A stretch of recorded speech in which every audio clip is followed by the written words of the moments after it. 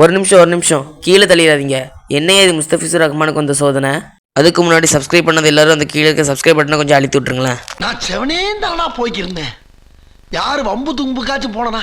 என்ன மேட்டர்னா, நடந்து முடிஞ்ச ஆக்ஷனில் கேகேஆர் முஸ்தபிசுர் ரஹ்மானை 9.20 கோடி கொடுத்து வாங்கினாங்க.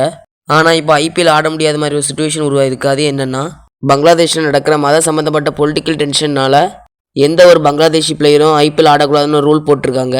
இதெல்லாம் பார்க்கும்போது ஸ்போர்ட்ஸாக இல்லை பாலிடிக்ஸான்னு கேட்க தோணுது.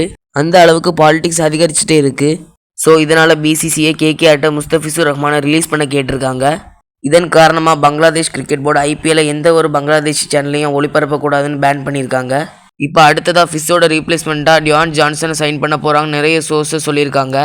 டுவான் ஜான்சன் வேறு யாரும் இல்லை, நம்ம மார்க்கோ யான்சனோட ட்வின் பிரதர் தான். SA20 ஜேஎஸ்கேக்காக ஆடுறாரு. இவருடைய போலிங் பெர்ஃபார்மன்ஸ் பயங்கரமாக இருக்குது. SA20 கண்டிப்பாக ஃபிஸுக்கு ஒரு நல்ல ரீப்ளேஸ்மெண்ட் பிளேயராக இருப்பார். இன்னொரு பக்கம் ஸ்பென்சர் ஜான்சனும் இருக்கார். பொறுத்திருந்து பார்ப்போம் யார் அஃபிஷியலாக சைன் பண்ண போகிறாங்கன்னு. இது போல் வேற ஒரு நல்ல அப்டேட்டோடு சந்திக்கிறேன். அது வரைக்கும் பாய்.